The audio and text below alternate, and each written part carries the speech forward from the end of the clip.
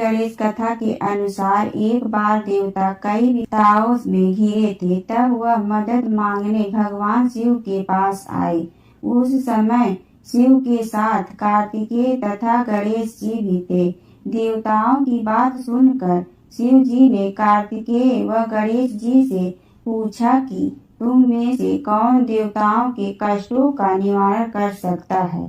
तब कार्तिकेय व गणेश जी दोनों ने ही स्वयं को इस कार्य के लिए सक्षम बताया। इस पर भगवान शिव ने दोनों की परीक्षा लेते हुए कहा कि तुम दोनों में से जो सबसे पहले पृथ्वी की परिक्रमा करके आएगा वही देवताओं की मदद करने जाएगा। भगवान शिव के मुख से यह वचन सुनते ही कार्तिकेय अपनी वाहन मोर पर बैठकर पृथ्वी की परिक्रमा के लिए निकल गए। परंतु गणेश जी सोच में पड़ गए कि वह चूहे के ऊपर चढ़कर सारी पृथ्वी की परिक्रमा करेंगे तो इस कार्य में उन्हें बहुत समय लग जाएगा। तभी उन्हें एक उपाय सूझा। गणेश अपने स्थान से उठे और अपने माता पिता की 7 बार परिक्रमा करके वापस बैठ गए। परिक्रमा करके लौटने पर कार्तिकेय स्वयं को विजेता बताने लगे। तब शिव जी ने श्री गणेश से पृथ्वी की परिक्रमा न करने का कारण पूछा। तब गणेश ने कहा, माता पिता के चरणों में ही समस्त लोक है। यह सुनकर भगवान शिव ने गणेश जी को देवताओं के संकट दूर करने की आज्ञा दी। इस प्रकार भगवान शिव ने गणेश जी को आशीर्वाद दिया कि चतुर्थी के दिन जो तुम्हारा पूजन करेगा और रात्रि में चंद्रमा को अर्घ्य देगा उसके तीनों ताप यानी दैहिक ताप, दैविक ताप तथा भौतिक ताप दूर होंगे। इस व्रत को करने से व्रतधारी के सभी तरह के दुख दूर होंगे और उसे जीवन के भौतिक सुखों की प्राप्ति होगी। चारों तरफ से मनुष्य की सुख समृद्धि बढ़ेगी। पुत्र पौत्रादि धन ऐश्वर्य की कमी नहीं रहेगी। गणेश चतुर्थी व्रत की दूसरी कथा। एक समय की बात है, राजा हरिश्चंद्र के राज्य में एक कुम्हार था। वह मिट्टी के बर्तन बनाता लेकिन वे कच्चे रह जाते थे। एक पुजारी की सलाह पर उसने इस समस्या को दूर करने के लिए एक छोटे बालक को मिट्टी के बर्तनों के साथ आवा में डाल दिया। उस दिन संकष्टी चतुर्थी का दिन था। उस बच्चे की माँ अपने बेटे के लिए परेशान थी। उसने गणेश जी से बेटे की कुशलता की प्रार्थना की।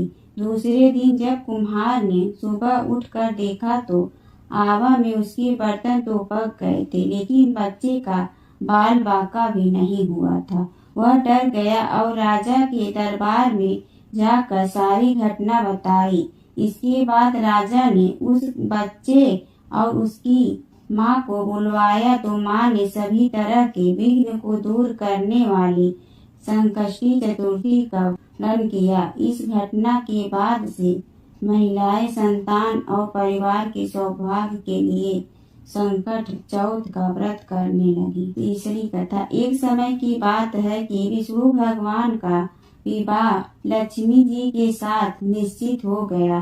विवाह की तैयारी होने लगी। सभी देवताओं को निमंत्रण भेजे गए परंतु गणेश जी को निमंत्रण नहीं दिया। कारण जो भी रहा हो, अब भगवान विष्णु की बारात जाने का समय आ गया। सभी देवता अपनी पत्नियों के साथ विवाह समारोह में आए। उन सब ने देखा कि गणेश जी कहीं दिखाई नहीं दे रहे हैं।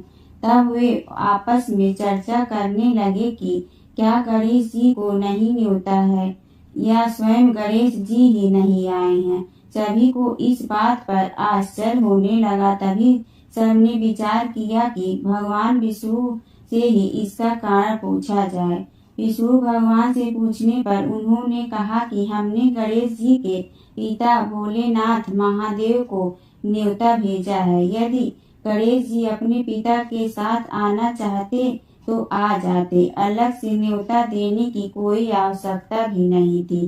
दूसरी बात यह है कि उसको 1.25 मन मूंग, 1.25 मन चावल, 1.25 मन घी और 1.25 मन लड्डू का भोजन दिन भर में चाहिए। यदि गणेश जी नहीं आएंगे तो कोई बात नहीं, दूसरे के घर जाकर इतना सारा खाना पीना अच्छा भी नहीं लगता। इतनी वार्ता कर ही रहे थे कि किसी एक ने सुझाव दिया, यदि गणेश जी आ भी जाए तो उनको द्वारपाल बनाकर बैठा देंगे कि आप घर की याद रखना। आप तो चूहे पर बैठकर धीरे धीरे चलोगे तो बारात से बहुत पीछे रह जाओगे। यह सुझाव भी सबको पसंद आ गया तो विष्णु भगवान ने भी अपनी सहमति दे दी। होना क्या था कि इतने में गणेश जी वहां आ पहुँचे और उन्हें समझा बुझा कर घर की रखवाली करने बैठा दिया। बारात चल दी। तब नारद जी ने देखा कि गणेश जी तो दरवाजे पर ही बैठे हुए हैं, तो वे गणेश जी के पास गए और रुकने का कारण पूछा। गणेश जी कहने लगे कि विष्णु भगवान ने मेरा बहुत अपमान किया है। नारद जी ने कहा कि आप अपनी मूषक सेना को आगे भेज दें तो वह रास्ता खोद देगी, इससे उनके वाहन धरती में धंस जाएंगे, तब आपको सम्मान पूर्वक बुलाना पड़ेगा। अब तो गणेश जी ने अपनी मूषक सेना जल्दी से आगे भेज दी और सेना ने जमीन पोली कर दी। जब बारात वहां से निकली तो रथों के पहिए धरती में धंस गए। लाख कोशिश करे परंतु पहिए नहीं निकले। सभी ने अपने अपने उपाय किए परंतु पहिए तो नहीं निकले, बल्कि जगह जगह से टूट गए। किसी की समझ में नहीं आ रहा था कि अब क्या किया जाए। तब तो नारद जी ने कहा, आप लोगों ने गणेश जी का अपमान करके अच्छा नहीं किया। यदि उन्हें मना कर लाया जाए तो आपका कार्य सिद्ध हो सकता है और यह संकट टल सकता है। शंकर भगवान ने अपने दूत नंदी को भेजा और वे गणेश जी को लेकर आए। गणेश जी का आदर सम्मान के साथ पूजन किया। तब कहीं रथ के पहिए निकले। अब रथ के पहिए निकल तो गए परंतु वे टूट फूट गए, तो उन्हें सुधारे कौन। पास के खेत में खाती काम कर रहा था, उसे बुलवाया गया। खाती अपना कार्य करने के पहले श्री गणेश नमः कहकर गणेश जी की वंदना मन ही मन करने लगा। देखते ही देखते खाती ने सभी पहियों को ठीक कर दिया। तब खाती कहने लगा कि हे देवताओं, आपने सर्वप्रथम गणेश जी को नहीं मनाया होगा और न ही उनकी पूजन की होगी, इसलिए तो आपके साथ यह संकट आया है। हमें तो मूर्ख अज्ञानी है, फिर भी पहले गणेश जी को पूजते हैं, उनका ध्यान करते हैं। आप लोग तो देवतागण हैं, फिर भी आप गणेश जी को कैसे भूल गए। अब आप लोग भगवान श्री गणेश जी की जय बोल कर जाएं तो आपके सब काम बन जाएंगे और कोई संकट भी नहीं आएगा। ऐसा कहते हुए बारात वहां से चल दी और विष्णु भगवान का लक्ष्मी जी के साथ विवाह संपन्न करा के सभी सकुशल घर लौट आए। हे गणेश जी महाराज, आपने विष्णु को जैसे कारज यूं ऐसे कारज सबका सिद्ध करना। बोलो गजानन भगवान की जय। सतयुग काल में एक परम प्रतापी पृथु नामक राजा हुए। राजा इतने महान थे कि उन्होंने 100 यज्ञ संपन्न किए हुए थे। उन्हीं के राज में दयादेव नामक एक ब्राह्मण रहा करते थे। उन्हें वेद शास्त्र में निपुण ऐसे 4 पुत्र थे। उन्होंने अपने चारों पुत्रों का विवाह त्रिसूत्र के वैदिक विधान से कर दिया था। एक दिन उसकी 4 पुत्र वधुओं में से सबसे ज्येष्ठ पुत्र वधु ने अपनी सास से कहा, हे सासू माँ, मैं अपने बाल्यकाल से ही संकट नाशक श्री गणेश जी का व्रत करते आई हूँ। मैं अपने पितृ गृह में ही इस पुण्यदायक व्रत का अनुष्ठान किया था। अतः हे कल्याणकारी, आप मुझे इस शुभ फलदायक व्रत का अनुष्ठान करने की अनुमति प्रदान करें। अपनी पुत्र वधु की बात सुनकर उसके ससुर जी कहने लगे, ये बहू, तुम सभी बहुओं में श्रेष्ठ और ज्येष्ठ हो। तुम्हें यहाँ किसी प्रकार का कष्ट नहीं है और ना ही तुम भिक्षुणी हो। अतः तुम ऐसी स्थिति में किस कारण से व्रत अनुष्ठान करना चाहती हो? हे सौभाग्यवती, यह समय तुम्हारे उपभोग का है। यह गणेश जी कौन है? फिर तुम्हें और कहना ही क्या है? अपने ससुर के आग्रह से पुत्र वधू ने श्री गणेश के संकटनाशक व्रत का त्याग किया और अपने घर संसार में लीन हो गई। कुछ समय पश्चात ज्येष्ठ वधू गर्भिणी हुई और 10 माह के बाद उसे एक पुत्र रत्न की प्राप्ति हुई। उसकी सास उसे बारंबार व्रत करने से रोकती रही और उसके व्रत अनुष्ठान में बाधा उत्पन्न करने लगी। व्रत भंग होने के फल स्वरूप भगवान गणेश जी उस पर कुपित और पुत्र के विवाह मंगल में दीन वर वधू के सुमंगली के समय उसके पुत्र का अपहरण कर लिया। इस अनहोनी घटना के कारण पूरे मंडप में हड़कंप मच गया। सभी आपस में बातें करने लगे कि लड़का आखिरकार कहाँ गया, किसने उसका अपहरण कर लिया। बारातियों द्वारा मिलने वाले इस समाचार को सुनकर उसकी माता बहुत व्याकुल हो गई। अपने ससुर जी दयादेव से रो रो कर ऊंचे स्वर में कहने लगी, हे ससुर जी, आपने मेरे गणेश चतुर्थी व्रत को छुड़वा कर महापाप किया है। यह उसी का फल है कि आज मेरे पुत्र का अपहरण हो गया है। अपनी पुत्र वधू के मुख से ऐसे वचन सुन ब्राह्मण देव बहुत दुखी हुए। साथ ही साथ अपने पति के अपहरण की बात सुन होने वाली पुत्र वधू भी बहुत दुखी हुई। अपने पति के वियोग में दुखी पुत्र वधू प्रतिमाह भगवान श्री गणेश जी की संकटनाशक गणेश चतुर्थी का व्रत करने लगी। एक समय की बात है, भगवान गणेश जी एक वेदज्ञ और दुर्लभ ब्राह्मण का वेश धारण कर उस पुत्र वधू की परीक्षा लेने हेतु भिक्षा मांगते हुए उसके द्वार पर पधारे। ब्राह्मण वेशधारी भगवान श्री गणेश ने उच्च स्वर में कहा, हे पुत्री, मुझे भिक्षा स्वरूप इतने भोजन का दान दो कि मेरी क्षुधा तृप्त हो जाए। उस ब्राह्मण की बात सुनकर उस धर्मपरायण स्त्री ने सर्वप्रथम उस ब्राह्मण का विधि पूर्वक पूजन किया। पूर्ण श्रद्धा भाव से भोजन कराने के पश्चात उस ब्राह्मण को वस्त्र अलंकार अर्पित किए। कन्या की सेवा से संतुष्ट होकर ब्राह्मण ने उच्च स्वर में कहा, हे कल्याणी, मैं तुम्हारे सेवा भाव से अत्यंत प्रसन्न हूँ। अब तुम अपनी इच्छा के अनुकूल मुझसे वरदान प्राप्त कर सकती हो। मैं ब्राह्मणी वेशधारी गणेश हूँ और तुम्हारी परीक्षा लेने हेतु यहाँ आया हूँ। ब्राह्मण की बात सुन कन्या तुरंत नतमस्तक होकर उनसे निवेदन करने लगी, हे विघ्नेश्वर, यदि आप मेरी ऐसे सेवा से प्रसन्न हैं तो मुझे मेरे पति के दर्शन करवा दीजिए। कन्या की याचना सुनकर गणेश जी कहने लगे, मधुर भाषिणी, जैसा तुम चाहती हो वही होगा। तुम्हारा पति तुम्हें अवश्य मिलेगा। कन्या को इस मनोवांछित वर प्रदान कर भगवान गणेश जी अंतर्ध्यान हो गए। कुछ ही समय पश्चात कन्या का पति पुनः अपने घर वापस आ गया। यह देख सभी बहुत प्रसन्न हुए।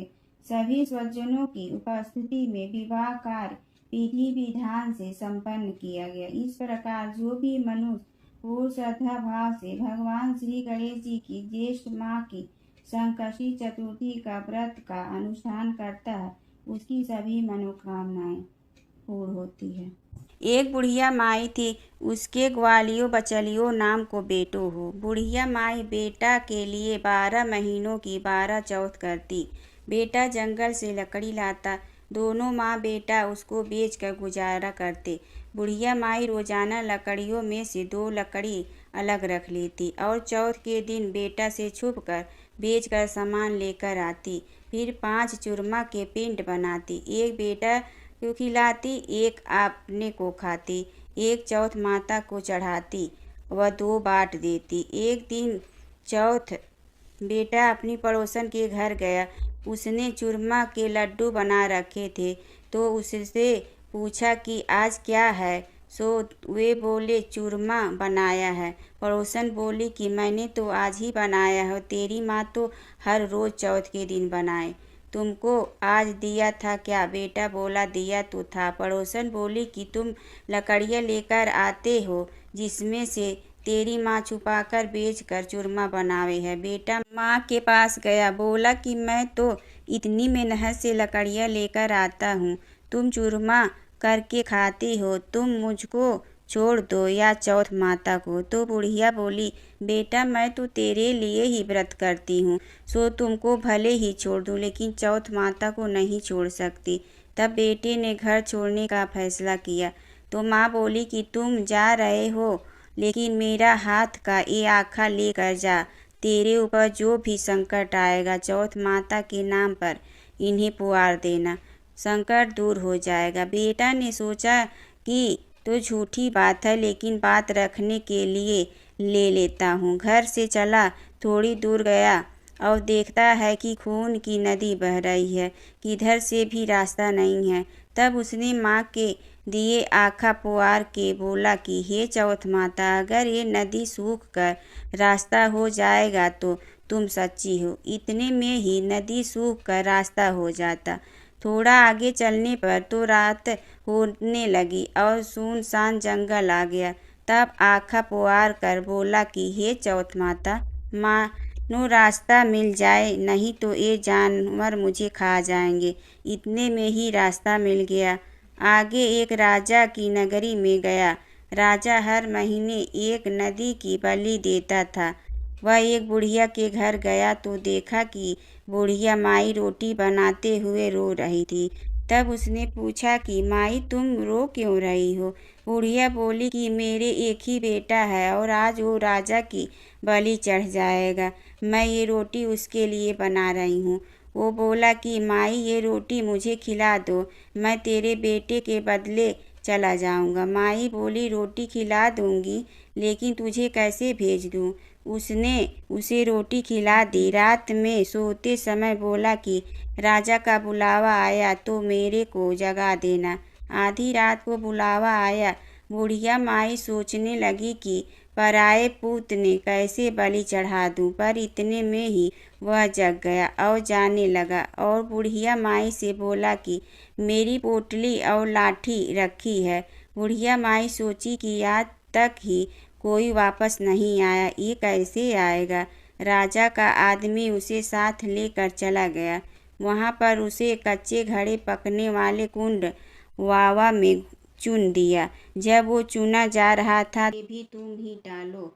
इतने में आवा पक कर तैयार हो गया। 2-3 दिन बाद आवा के पास बच्चे खेल रहे थे। बच्चों ने खेल खेल में आवा पक करी मारी तो उसमें से आवाज आई। बच्चों ने राजा के आदमियों के पास जाकर कहा कि आवा पक गया। राजा के आदमियों ने सोचा कि 6 महीने में पकने वाले आवा इतनी जल्दी कैसे पक गया। उन्होंने ये बात को बताई। राजा ने जाकर देखा तो सारे बर्तन सोना चांदी के कलश हो गए। वे बर्तन उतारने लगे तो अंदर से आवाज आई कि धीरे धीरे उतारना, अंदर मानस है। राजा ने सोचा कि इसमें से पहले तो कभी कोई ऐसी आवाज नहीं आई। राजा ने पूछा कि कौन हो तुम?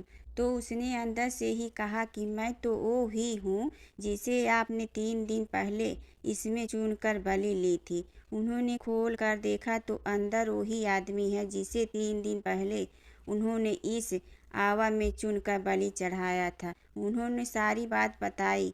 उस महल में जाया गया। राजा ने पूछा कि तुम कौन हो और बच कैसे गए? तो उसने कहा कि मेरी माँ चौथ का व्रत करती थी, उसी की वजह से बच गया। तब राजा ने कहा कि ये झूठ है, इसकी परीक्षा लेनी होगी। राजा ने 2 घोड़े मंगवाए, एक पर स्वयं चढ़ गया और दूसरे पर उसको चढ़ा दिया। उसके हाथों और पैरों में जंजीर डाल दी गई। राजा ने कहा कि अब जंगल की तरफ चलते हैं। अगर ये जंजीर खुलकर मेरे हाथ पैरों में आ जाएगी तो तुम्हारी माँ की चौथ माता सच्ची हैं। थोड़ी दूर चलने पर ऐसा ही हो गया। राजा के हाथ पैरों में जंजीर जकड़ गई। फिर उस लड़के ने बड़ी मुश्किल से राजा को वापस राजमहल पहुंचाया और जाने लगा। तब राजा ने उसे रोकने के आदेश दिए। फिर राजा ने उसे अपनी बेटी के साथ विवाह करने के लिए कहा तो उसने सहर्ष स्वीकार कर लिया। राजा ने उसे वही महल में ही रहने के लिए अलग से सारे साधन उपलब्ध करा दिए। वह राजकाज में सहयोग करने लगा। कुछ महीनों बाद उसे घर की याद आई। एक दिन मौसम बहुत ही खराब हो रखा था। चारों ओर बिजलियां कड़क रही थी। उसने अपनी माँ की याद आई तो उसने अपनी पत्नी से कहा कि आज तो बिजली मेरे गांव की तरफ चमक रही है। तो उसकी पत्नी यानी राजा की बेटी ने कहा कि आपके गांव भी क्या है। तो उसने बताया कि उसे अपनी माँ के बारे में। फिर कहा कि गांव चलेंगे। दूसरे दिन सुबह वे गांव के लिए रवाना हो गए। संकष्टी गणेश चतुर्थी व्रत करने से घर परिवार में आ रही विपदा दूर होती है। कई दिनों से रुके मांगलिक कार्य संपन्न होते हैं तथा भगवान श्री गणेश असीम सुखों की प्राप्ति कराते हैं। हर माह की किसी भी चतुर्थी के दिन भगवान श्री गणेश की पूजा के दौरान गणेश चतुर्थी व्रत की कथा सुननी चाहिए। सीता के नित्य की कथा। यह कहानी सीता माता कहती थी और श्री राम इसे सुना करते थे। एक दिन श्री राम भगवान को किसी काम के लिए बाहर जाना पड़ गया तो सीता माता कहने लगी कि भगवान मेरा तो 12 वर्ष का नित्य नियम है। अब आप बाहर जाएंगे तो मैं अपनी कहानी किसे सुनाऊंगी। श्री राम ने कहा कि तुम कुएं की पाल पर जाकर बैठ जाना और वहाँ जो औरतें पानी भरने आएंगी उन्हें अपनी कहानी सुना देना। सीता माता कुएं की पाल पर जाकर बैठ जाती हैं। एक स्त्री आई। उसने रेशम की जरी की साड़ी पहन रखी थी और सोने का घड़ा ले रखा था। सीता माता उसे देख कहती हैं कि बहन मेरा 12 वर्ष का नित्यनेम सुन लो। पर वह स्त्री बोली कि मैं तुम्हारा नित्यनेम सुनूंगी तो मुझे घर जाने में देर हो जाएगी और मेरी सास मुझसे लड़ेंगी। उसने कहानी नहीं सुनी और चली गई। उसकी रेशम जड़ी की साड़ी फट गई। सोने का घड़ा मिट्टी के घड़े में बदल गया। सास ने देखा तो पूछा कि ये किसका दोष अपने सिर पर लेकर आ गई। बहू ने कहा कि कुएं पर एक औरत बैठी है। उसने कहानी सुनने के लिए कहा लेकिन मैंने सुनी नहीं जिसका यह फल मिला। बहू की बात सुनकर अगले दिन वही साड़ी और घड़ा लेकर सास कुएं की पाल पर गई। सास को वही माता सीता बैठी मिली तो माता सीता ने कहा कि बहन मेरी कहानी सुन लीजिए। सास बोली कि एक बार छोड़ मैं तो 4 बार कहानी सुन लूँगी। राम आए लक्ष्मण आए देश के पुजारी है। नित नेम का नेम लाए आओ राम बैठो राम। तभी रसोई जियो राम माखन मिश्री खाओ राम। दूध बतासा पियो राम सूत के पलका मोठो राम।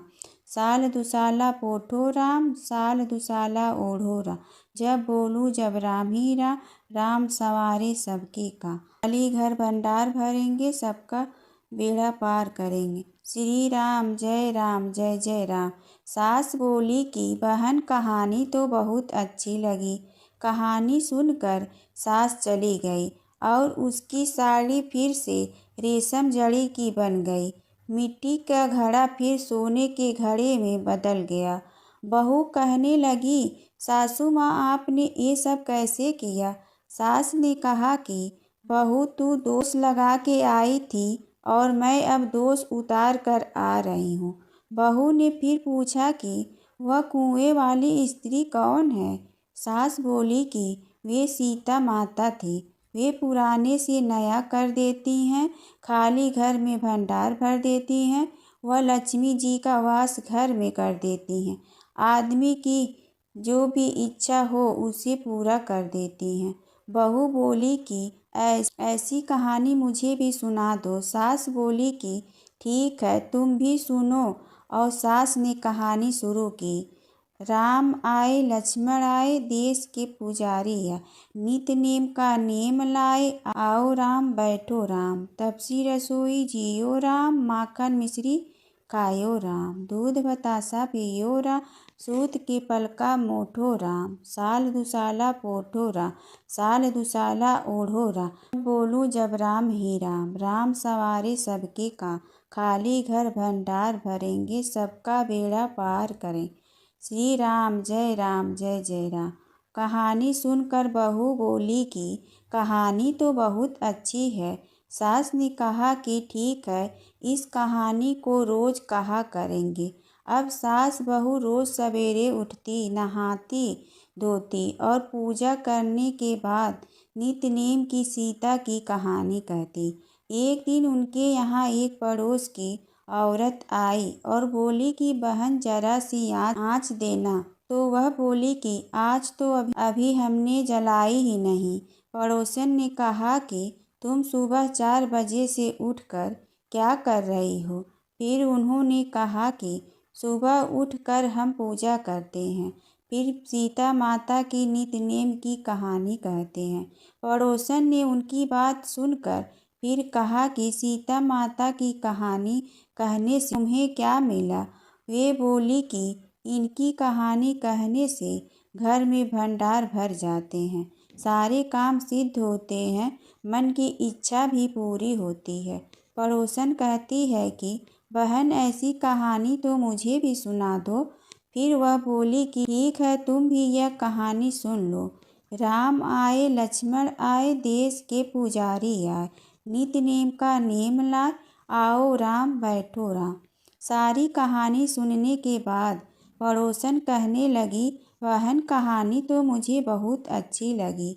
अब वह पड़ोसन भी नित्य नेम सीता माता की कहानी कहने लगी। कहानी कहने से सीता माता ने पड़ोसन के भी भंडार भर दिए।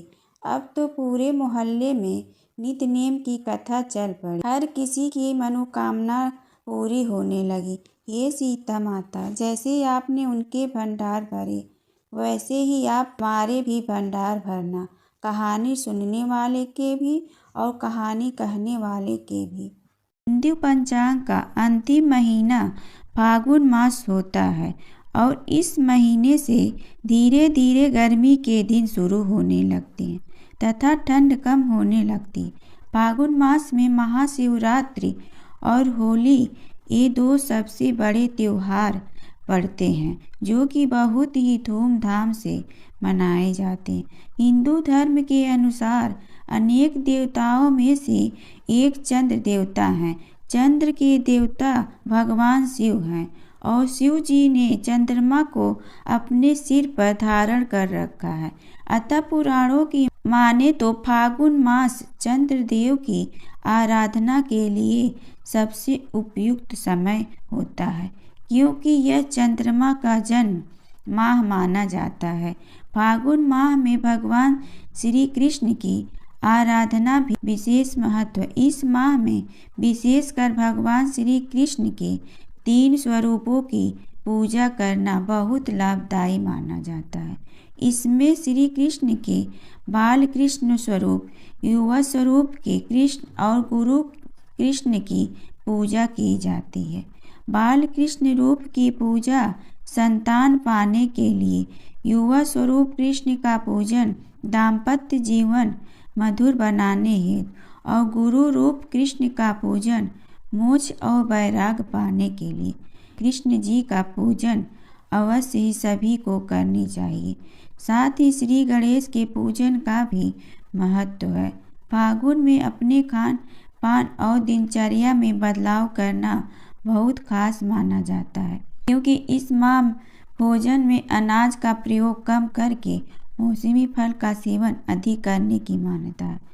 फागुन मास की कथा।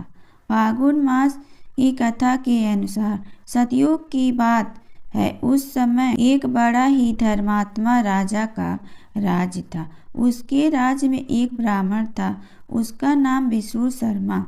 था। विष्णु शर्मा के 7 पुत्र थे और वे सातों अलग अलग रहते थे। जब विष्णु शर्मा का वृद्धावस्था का समय आया तो उसने सब बहुओं से कहा, तुम सब गणेश का व्रत करो। स्वयं विष्णु शर्मा भी इस व्रत को किया करता। अब बूढ़ा हो जाने पर वो यह दायित्व अपने बहुओं को सौंपना चाहता था। जब उसने बहुओं से इस व्रत के लिए कहा तो बहुओं ने नाक सिकोड़ते हुए उसकी आज्ञा न मानकर उसका अपमान कर दिया। अंत में छोटी बहू ने अपने ससुर की बात मान ली और पूजन के सामान की व्यवस्था करके ससुर के साथ व्रत किया तथा भोजन नहीं किया और ससुर को भोजन करा दिया। जब आधी रात बीती तो विष्णु शर्मा को उल्टी और दस्त लग गए। तब छोटी बहू ने मल मूत्र में भरे गंदे कपड़ों को साफ करके ससुर के शरीर को धोया और पोंछा। पूरी रात बिना कुछ खाए पिए जागती रही। फिर गणेश जी ने उन दोनों पर अपनी कृपा की। ससुर का स्वास्थ्य ठीक हो गया और छोटी बहू पर घर धन धान से पूर्ण हो गया। तत्पश्चात अन्य बहुओं को भी इस घटना से प्रेरणा मिली और उन्होंने भी श्री गणेश जी का व्रत किया। अतः फागुन मास में जो भी व्यक्ति सच्चे मन से गणेश जी का व्रत करता है, भगवान गणेश उसकी सभी मनोकामनाएं पूर्ण करते हैं। एक बार भगवान शंकर तथा पार्वती जी नारद जी के साथ भ्रमण को निकले। चलते चलते दिन एक गांव में पहुंच गए।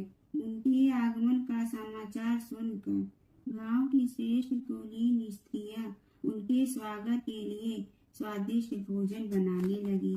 भोजन बनाते बनाते उन्हें काफी विलंब हो गया, किंतु साधारण कुल की स्त्रियां श्रेष्ठ कुल की स्त्रियों से पहले ही थालियों में हल्दी तथा अक्षत लेकर पूजन हेतु पहुंच गए।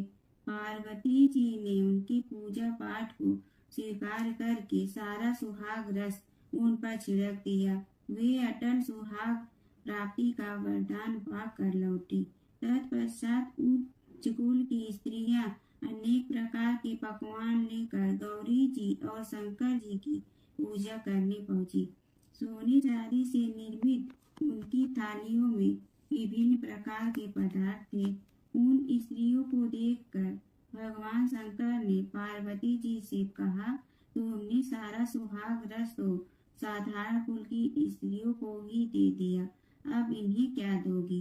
पार्वती जी ने उत्तर दिया, प्राणनाथ, अब इसकी चिंता मत कीजिए। उन स्त्रियों को मैंने केवल ऊपरी पदार्थों से बना रस दिया है, इसलिए उनका रस धोती से रहेगा, परंतु मैं इन उच्च कुल की स्त्रियों को अपनी उंगली चीर कर अपने रक्त का सुहाग रस दूंगी। यह सुहाग रस जिसके भाग्य में पड़ेगा वह तन मन से मुझ जैसी सौभाग्यवती हो जाएगी। जब स्त्रियां ने पूजन समाप्त कर दिया तब पार्वती जी ने अपनी उंगली चीर कर उन पर छिड़क दी। जिस पर जैसा छींटा पड़ा उसने वैसा ही सुहाग पा लिया। तत्पश्चात भगवान शिव की आज्ञा से पार्वती जी ने नंदी तट पर स्नान किया और बालू की शिव मूर्ति बनाकर पूजन करने लगी। पूजन के बाद बालू के पकवान बनाकर शिव जी को भोग लगाया। प्रदक्षिणा करके नदी तट की मिट्टी से माथे पर तिलक लगाकर 2 कण बालू का भोग लगाया। इतना सब करते करते पार्वती को काफी समय लग गया। काफी देर बाद जब वे लौट कर आई तो महादेव जी ने उनसे देर से आने का कारण पूछा। उत्तर में पार्वती जी ने झूठ ही कह दिया कि वहाँ मेरे भाई भाभी आज मायके वाले मिल गए थे, उन्हीं से बातें करने में देर हो गई। परंतु महादेव तो महादेव ही थे, वे कुछ और ही लीला रचना चाहते थे। अतः उन्होंने पूछा, पार्वती जी, तुमने नदी के तट पर पूजन करके किस चीज का भोग लगाया था और स्वयं कौन सा प्रसाद खाया था? स्वामी जी, पार्वती जी ने पुनः झूठ बोल दिया। मेरी भाभी ने मुझे दूध भात खिलाया, उसे खाकर मैं सीधी यहाँ चली आ रही हूँ। यह सुनकर शिव जी भी दूध भात खाने की लालच में नदी तट की ओर चल दिए। पार्वती दुविधा में पड़ गए। तब उन्होंने मौन भाव से भगवान भोले शंकर का ही ध्यान किया और प्रार्थना की, हे भगवान, यदि मैं आपकी अनन्य दासी हूँ तो आप इस समय मेरी लाज रखिए। यह प्रार्थना करते हुए पार्वती जी भगवान शिव के पीछे पीछे चलती रही। उन्हें दूर नदी के तट पर माया का महल दिखाई दिया। उस महल के भीतर पहुंचकर वे देखती है कि वहां शिव जी के साले तथा सलहज आदि सब परिवार उपस्थित थे। उन्होंने गौरी तथा शंकर का भाव बिना स्वागत किया। वे दोनों दिनों तक वहां रहे। तीसरे दिन पार्वती जी ने शिव से चलने के लिए कहा, पर शिव जी तैयार न हुए। वे अभी और रुकना चाहते थे। तब पार्वती जी रूठ कर अकेले ही चल दी। ऐसी हालत में भगवान शिव को पार्वती के साथ चलना पड़ा। नारद जी भी साथ साथ चल दिए। चलते चलते वे बहुत दूर निकल गए। उस समय भगवान सूर्य अपने धाम पश्चिम को पधार रहे थे। अचानक भगवान शंकर पार्वती जी से बोले, मैं तुम्हारे मायके में अपनी माला भूल आया हूँ। ठीक है, मैं ले आती हूँ। पार्वती जी ने कहा और जाने को तत्पर हो गई, परंतु भगवान ने उन्हें जाने की आज्ञा न दी और इस कार्य के लिए ब्रह्मपुत्र नारद जी को भेज दिया। परंतु वहां पहुंचने पर नारद जी को कोई महल नजर न आया। वहां तो दूर तक जंगल ही जंगल था, जिसमें हिंसक पशु विचर रहे थे। नारद जी वहां भटकने लगे और सोचने लगे कि कहीं वे किसी गलत स्थान पर तो नहीं आ गए। मगर सहसा ही बिजली चमकी और नारद जी को शिव जी की माला एक पेड़ पर टंगी हुई दिखाई दी। नारद जी ने माला उतार ली और शिव जी के पास पहुंचकर वहां का हाल बताया। शिव जी ने हंसकर कहा, नारद, यह तब पार्वती ही लीला है।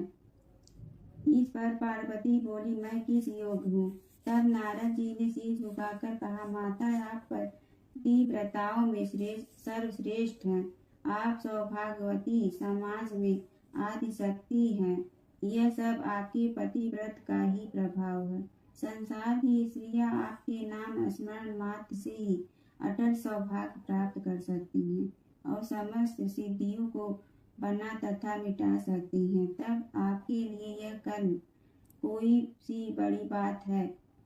महामाये गोपनीय पूजन अधिक शक्तिशाली तथा सार्थक होता है। आपकी भावना तथा चमत्कार पूर्ण शक्ति को देखकर मुझे बहुत प्रसन्नता हुई। मैं आशीर्वाद रूप से कहता हूँ कि जो स्त्रियां इस तरह गुप्त रूप से पति का पूजन करके मंगल कामना करेंगी, उन्हें महादेव जी की कृपा से दीर्घ आयु वाले पति का संसर्ग मिलेगा। शिव कामदेव की कथा। सती जी के देह त्याग के पश्चात जब शिव जी तपस्या में लीन हो गए थे, उस समय तारक नाम का एक असुर हुआ, जिसने अपने भुजाबल, प्रताप और तेज से समस्त लोकों और लोकपालों पर विजय प्राप्त कर लिया, जिसके फलस्वरूप सभी देवता सुख और संपत्ति से वंचित हो गए। सभी प्रकार से निराश देवतागण ब्रह्मा जी के पास सहायता के लिए पहुँचे। ब्रह्मा जी ने उस सभी देवता को बताया, इस दैत्य की मृत्यु केवल शिव जी के वीर से उत्पन्न पुत्र के हाथों ही हो सकती है। लेकिन सती के देह त्याग के बाद शिव जी विरक्त होकर तपस्या में लीन हो गए हैं। सती जी ने हिमाचल के घर पार्वती जी के रूप में पुनः जन्म ले लिया है। अतः शिव जी का पार्वती से विवाह करने के लिए उनकी तपस्या को भंग करना आवश्यक है। आप लोग कामदेव को शिव जी के पास भेजकर उनकी तपस्या भंग करवाओ। फिर उसके बाद हम उन्हें पार्वती जी से विवाह के लिए राजी करवा लेंगे। ब्रह्मा जी के आदेश अनुसार देवताओं ने कामदेव से शिव जी की तपस्या भंग करने का अनुरोध किया। इस पर कामदेव ने कहा, शिव जी की तपस्या भंग करके मेरा कुशल नहीं होगा, तथापि मैं आप लोगों का कार्य सिद्ध करूँगा। इतना कहकर कामदेव पुष्प के धनुष से सुसज्जित होकर वंशतादि अपने सहयोगी को अपने साथ लेकर शिव जी के तपस्या करने वाले स्थान पर पहुँच गए। वहाँ पर पहुँचकर कामदेव ने अपना ऐसा प्रभाव दिखाया कि वेदों की सारी मर्यादा धरी की धरी रह गई। कामदेव के इस प्रभाव से भयभीत होकर ब्रह्मचर्य, संयम, नियम, धीरज, धर्म, ज्ञान, विज्ञान, वैराग आदि जो विवेक के गुण कहलाते हैं, भाग कर छिप गए। संपूर्ण जगत में स्त्री पुरुष एवं प्रकृति का समग्र प्राणी सुबह शाम अपनी अपनी मर्यादा छोड़कर काम के वश में हो गए। आकाश, जल और पृथ्वी पर विचरण करने वाले समस्त पशु पक्षी सब कुछ भुलाकर केवल काम के वश में हो गए। हजारों साल से तपस्या कर सिद्ध विरक्त महामुनि और महायोगी बनी विद्वान भी काम के वश में होकर योग संयम को त्याग स्त्री सुख पाने में मग्न हो गए। तो मनुष्यों की बात ही क्या हो सकती है। ऐसी स्थिति होने के पश्चात भी कामदेव के इस कौतुक का शिव जी पर कुछ भी प्रभाव नहीं पड़ा। इससे कामदेव भी भयभीत हो गए, किंतु अपने कार्य को पूर्ण किए बिना वापस लौटने में उन्हें संकोच हो रहा था। इसलिए उन्होंने तत्काल अपने सहायक ऋतुराज वंशज को प्रकट किया। वृक्ष पुष्पों से सुशोभित हो गए। वन उपवन, बावली, तालाब आदि हरे भरे होकर परम सुहावने हो गए। शीतल एवं मंद मंद सुगंधित पावन चलने लगा। सरोवर कमल पुष्पों से परिपूरित हो गए। पुष्पों पर भ्रमर बिन बिनाने लगे। राजहंस, कोयल और तोते रसीली बोली बोलने लगे। अप्सराएं नृत्य एवं गान करने लगी। इस पर भी जब तपस्यारत शिव जी का कुछ भी प्रभाव न पड़ा तो क्रोधित कामदेव ने आम वृक्ष की डाल पर चढ़कर अपने 5 तीक्ष्ण पुष्प बाणों को छोड़ दिया, जो कि शिव जी के हृदय में जाकर लगा। उनकी समाधि टूट गई, जिससे उन्हें अत्यंत क्षोभ हुआ। आम वृक्ष की डाल पर कामदेव देखकर शिव जी क्रोधित होकर उन्होंने अपना तीसरा नेत्र खोल दिया और देखते ही देखते कामदेव भस्म हो गए। कामदेव की पत्नी रति अपने पति की ऐसी दशा सुनते ही रुदते हुए शिव जी के पास पहुँच गए। उसके पति विलाप से शिव जी क्रोध त्याग कर बोले, हे रति, विलाप मत कर। जब पृथ्वी के भार को उतारने के लिए यदुवंश में श्री कृष्ण अवतार होगा, तब तेरा पति उनके पुत्र प्रद्युम्न के रूप में उत्पन्न होगा और तुझे पुनः प्राप्त होगा। तब तक वह बिना शरीर के ही इस संसार में सर्वत्र व्याप्त होता रहेगा। अग्निहीन हो जाने के कारण कामदेव को अनंग कहते हैं। इसके बाद ब्रह्मा जी सहित समस्त देवताओं ने शिव जी के पास आकर उनसे पार्वती जी से विवाह कर लेने के लिए प्रार्थना की, जिसे उन्होंने स्वीकार कर लिया। सूत जी बोले, हे शौनक जी, यह एक तथ्य भी है कि गणेश जी ही उसके पात्र भी हैं। वे बड़े देवता का भी कार्य सिद्धि में विघ्न उपस्थित होने का उन विघ्नराज का आश्रय न लिया हो। हे शौनक, वे देव भी बड़े दयालु हैं। नाम तो शिव जी का ही आशुतोष है, किंतु वे सर्वात्मा और सर्वरक्षक प्रभु तो शिव जी की अपेक्षा भी शीघ्र ही प्रकट हो जाते हैं। उनका भक्त कभी किसी संकट में नहीं पड़ता। यदि प्रारब्ध वशात कभी किसी विपत्ति में पड़ भी जाता है तो गणेश्वर की उपासना करने पर उनके अनुग्रह से उनके समस्त दुख दूर होकर परम सुख की प्राप्ति होती है। शौनक ने कहा, हे सूत जी, हे महाभाग, हे प्रभु, मैं गणेश जी के विभिन्न चरित्रों का अध्ययन करना चाहता हूँ, तो मुझे बताइए कि किस ग्रंथ का अवलोकन करूं। हे दयामय, आपको तो उनके समस्त चरित्र विदित है ही। यदि आप ही उन्हें सुनाने की कृपा करें तो मेरा अत्यधिक उपकार होगा।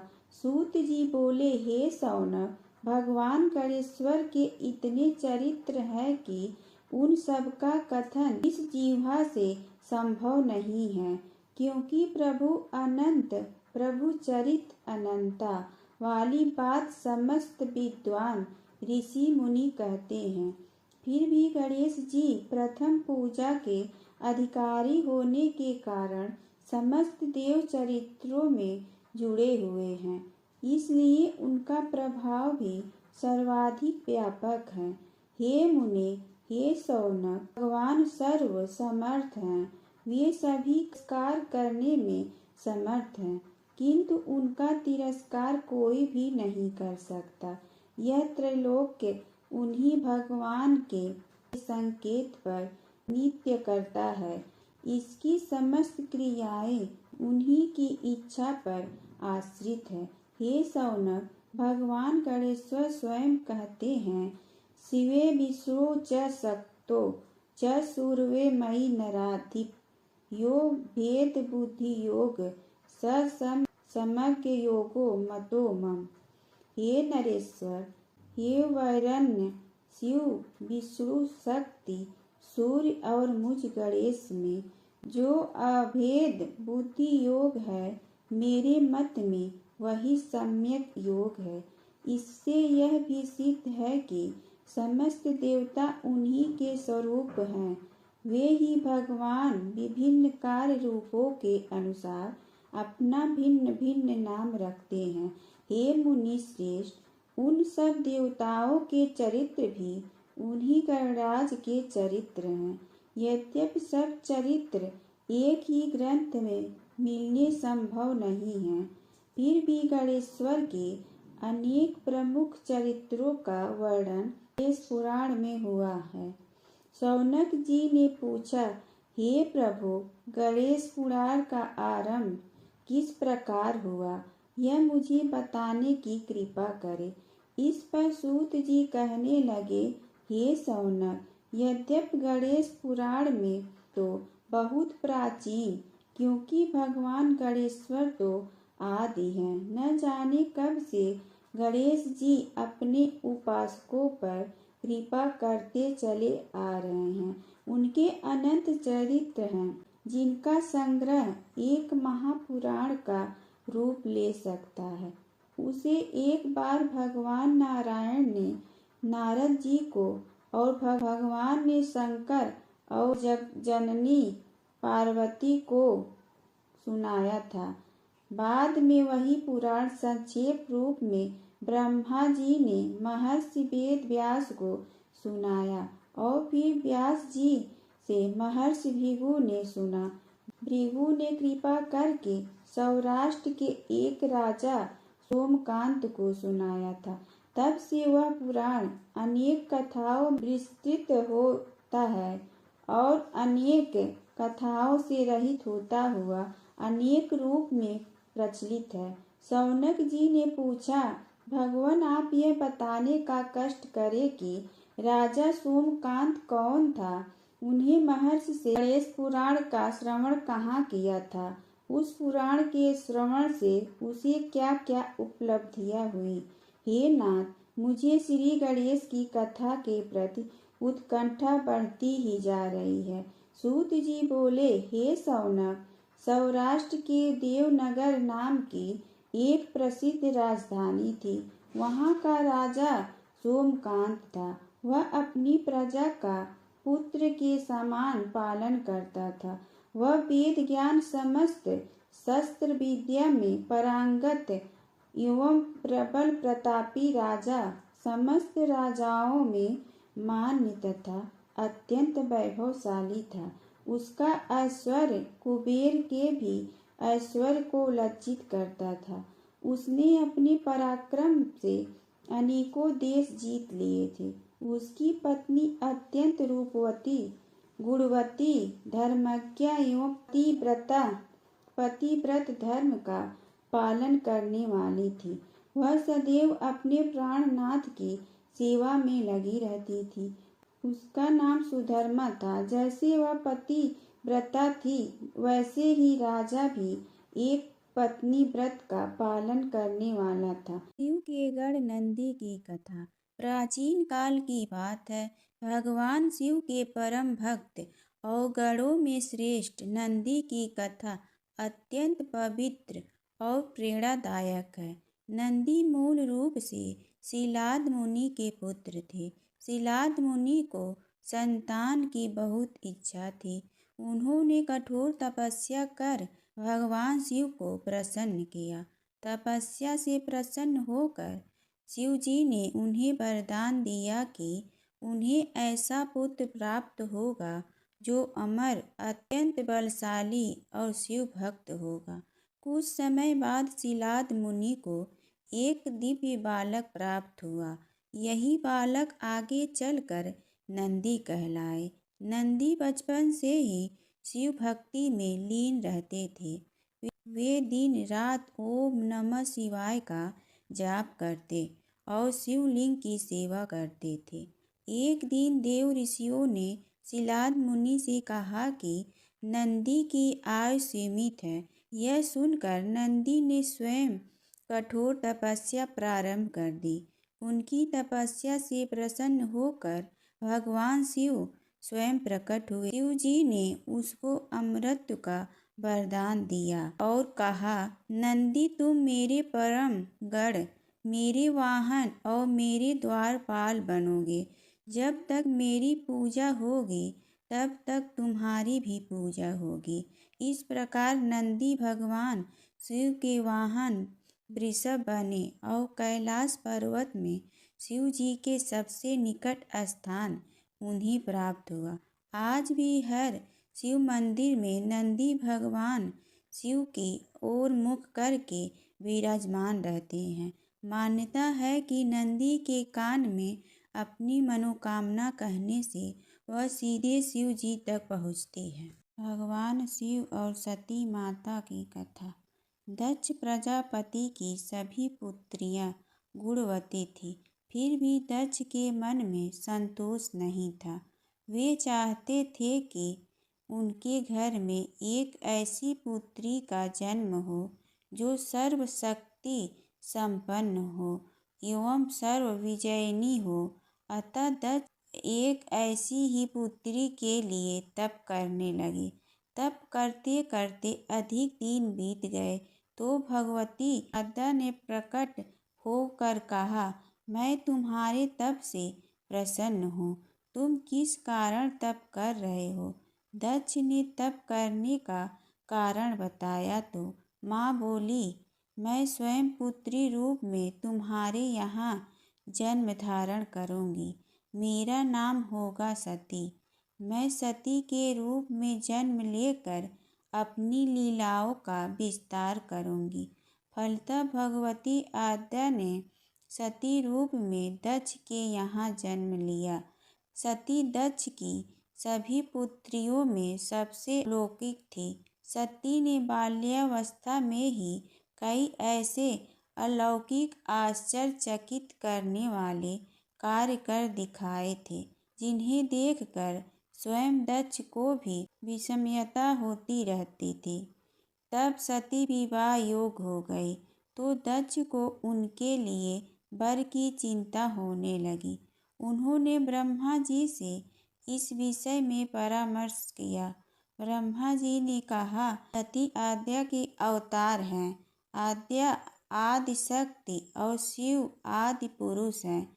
अतः सती के विवाह के लिए शिव ही योग्य और उचित वर हैं। दक्ष ने ब्रह्मा जी की बात मानकर सती का विवाह भगवान शिव के साथ कर दिया। सती कैलाश में जाकर भगवान शिव के साथ रहने लगी। भगवान शिव दक्ष के दामाद थे, किंतु किसी वजह से दक्ष के हृदय में भगवान शिव के प्रति वैर और विरोध भाव पैदा हो गया। एक बार देवलोक में ब्रह्मा ने धर्म के निरूपण के लिए एक सभा का आयोजन किया था। सभी बड़े बड़े देवता सभा में एकत्र हुए। भगवान शिव भी इस सभा में बैठे थे। सभा मंडल में दक्ष का आगमन हुआ। दक्ष के आगमन पर सभी देवता उठकर खड़े हो गए, पर भगवान शिव खड़े नहीं हुए। उन्होंने दक्ष को प्रणाम भी नहीं किया। फलतः दक्ष ने अपमान का अनुभव किया। केवल यही नहीं, उनके हृदय में भगवान शिव के प्रति ईर्ष्या की आग जल उठी। वे उनसे बदला लेने के लिए समय और अवसर की प्रतीक्षा करने लगे। एक बार सती और शिव कैलाश पर्वत पर बैठे हुए परस्पर वार्तालाप कर रहे थे। उसी समय आकाश मार्ग से कई विमान कनखल की ओर जाते हुए दिखाई पड़े। सती ने उन विमानों को देखकर भगवान शिव से पूछा, प्रभु, ये सभी विमान किसके हैं और कहाँ जा रहे हैं? भगवान शंकर ने उत्तर दिया, आपके पिता ने बड़े यज्ञ का आयोजन किया है। समस्त देवता और देवांगनाएं इन विमानों में बैठकर उसी यज्ञ में सम्मिलित होने के लिए जा रहे हैं। इस पर सती ने दूसरा प्रश्न किया, क्या मेरे पिता ने आपको यज्ञ में सम्मिलित होने के लिए नहीं बुलाया? भगवान शंकर ने उत्तर दिया, आपके पिता मुझसे बैर रखते हैं, फिर वे मुझे क्यों बुलाएंगे? सती मन ही मन सोचने लगी, फिर बोली, यज्ञ के इस अवसर पर अवश्य मेरी सभी बहनें आएंगी। उनसे मिले हुए बहुत दिन हो गए हैं। यदि आपकी अनुमति हो तो मैं भी अपने पिता के घर जाना चाहती हूँ। यज्ञ में सम्मिलित हो लूँगी और बहनों से भी मिलने का शुभ अवसर मिलेगा। भगवान शिव ने उत्तर दिया, इस समय वहाँ जाना उचित नहीं होगा। आपके पिता मुझसे बैर रखते हैं। हो सकता है वे आपका भी अपमान करें। बिना बुलाए किसी के घर जाना उचित नहीं होता। इस पर सती ने प्रश्न किया, ऐसा क्यों? भगवान शिव ने उत्तर दिया, विवाहिता लड़की को बिना बुलाए पिता के घर नहीं जाना चाहिए, क्योंकि विवाह हो जाने पर लड़की अपने पति की हो जाती है। पिता के घर से उसका संबंध टूट जाता है। लेकिन सती पीहर जाने के लिए हठ करती रही, अपनी बात बार बार दोहराती रही। उनकी इच्छा देखकर भगवान शिव ने पीहर जाने की अनुमति दे दी। उनके साथ अपना एक गढ़ भी साथ में भेज दिया। उस गढ़ का नाम वीरभद्र था। सती वीरभद्र के साथ अपने पिता के घर गई। घर में सती से किसी ने भी प्रेम पूर्वक वार्तालाप नहीं किया। दक्ष ने उन्हें देखकर कहा, तुम क्या यहाँ मेरा अपमान करने आई हो? अपनी बहनों को तो देखो, वे किस प्रकार भांति भांति के अलंकारों और सुंदर वस्त्रों से सुसज्जित हैं। तुम्हारे शरीर पर मात्र बाघंबर है। तुम्हारा पति शमशानवासी और भूतों का नायक है। वह तुम्हें बाघंबर छोड़कर और पहना ही क्या सकता है? दक्ष के कथन से सती के हृदय में पश्चाताप का सागर उमड़ पड़ा। वे सोचने लगी, उन्होंने यहाँ आकर अच्छा नहीं किया। भगवान ठीक ही कह रहे थे, बिना बुलाए पिता के घर भी नहीं जाना चाहिए। पर अब क्या हो सकता है, अब तो आ ही गई हूँ। पिता के कटु और अपमानजनक शब्द सुनकर भी सती मौन रही। वे उस यज्ञ मंडल में गई जहाँ सभी देवता और ऋषि मुनि बैठे थे तथा यज्ञ कुंड में धू धू करती जलती हुई अग्नि में आहुतियाँ डाली जा रही थी। सती ने यज्ञ मंडप में सभी देवताओं के तो भाग देखे, किंतु भगवान शिव का भाग नहीं देखा। वे भगवान शिव का भाग न देखकर अपने पिता से बोली, पिता श्रेष्ठ, यज्ञ में तो सबके भाग दिखाई पड़ रहे हैं, किंतु कैलाशपति का भाग नहीं है। आपने उनका भाग क्यों नहीं रखा? दक्ष ने गर्व से उत्तर दिया, मैं तुम्हारे पति शिव को देवता नहीं समझता। वह तो भूतों का स्वामी, नग्न रहने वाला और हड्डियों की माला धारण करने वाला है। वह देवताओं की पंक्ति में बैठने योग्य नहीं है। उसे कौन भाग देगा? सती के नेत्र लाल हो उठे। उनका मुखमंडल प्रलय के सूर्य की भांति तेजोदीप्त हो उठा। उन्होंने पीड़ा से तिलमिलाते हुए कहा, ओह, मैं इन शब्दों को कैसे सुन रही हूँ। मुझे धिक्कार है। देवताओं, तुम्हें भी धिक्कार है। तुम भी उन कैलाशपति के लिए इन शब्दों को कैसे सुन रहे हो, जो मंगल के प्रतीक है और जो क्षण मात्र में संपूर्ण सृष्टि को नष्ट करने की शक्ति रखते हैं। वे मेरे स्वामी हैं। नारी के लिए उसका पति ही स्वर्ग होता है। जो नारी अपने पति के लिए अपमानजनक शब्दों को सुनती है, उसे नरक में जाना पड़ता है।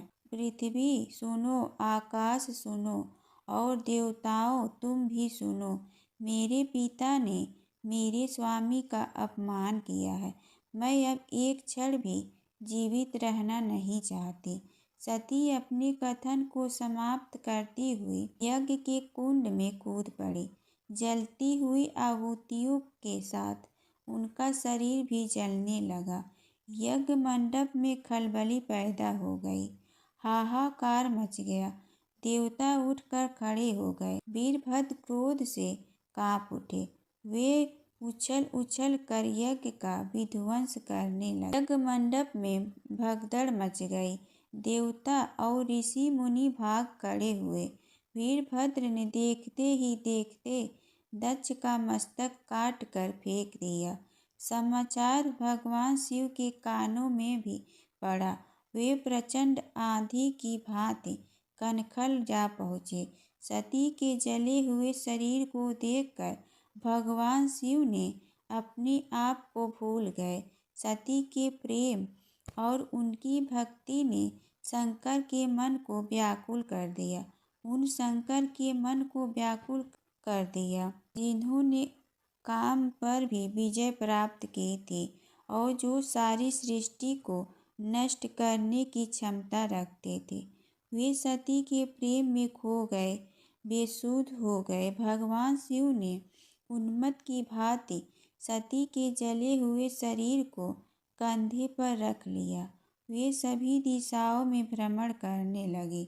शिव और सती के इस अलौकिक प्रेम को देखकर पृथ्वी रुक गई, हवा रुक गई, जल का प्रवाह ठहर गया और रुक गई देवताओं की सांसें। सृष्टि व्याकुल हो उठी। सृष्टि के प्राणी पुकारने लगे, त्राहि माम, त्राहि माम।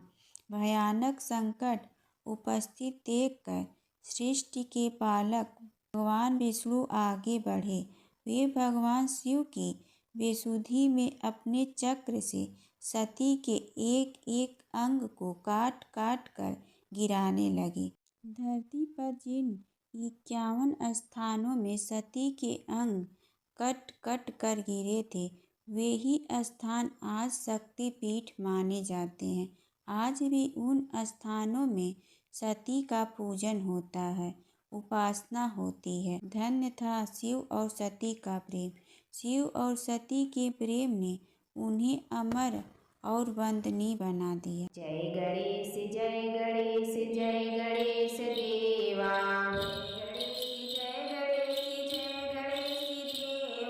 माता जकी पार्वती पिता महादेवा।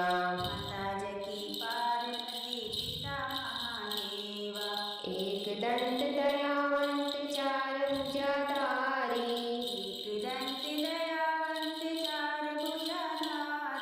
मस्तक सिंदूर सोहे मूस की सवारी।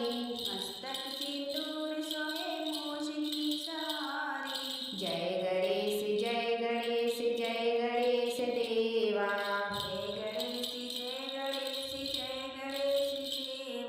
माता जकी पार्वती पिता महादेवा।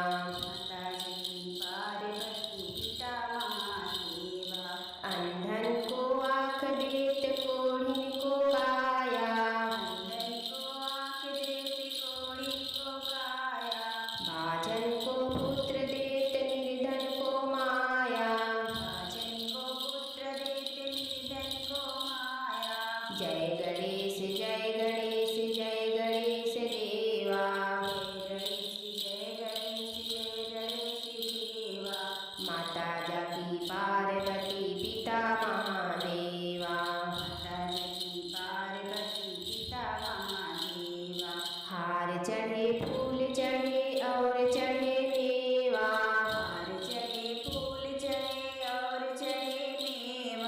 लड्डुअन का भोग लगे संत करे सेवा।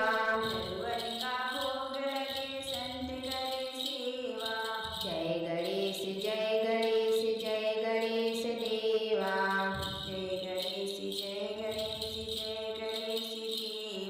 माता जकी पार्वती पिता महादेवा।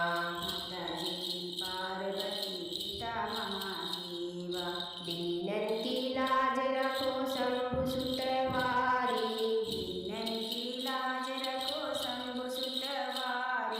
कामना को पूरा करो जग बलिहारी।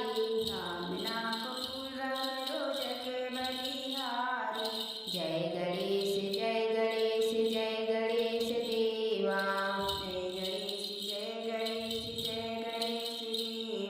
माता जकी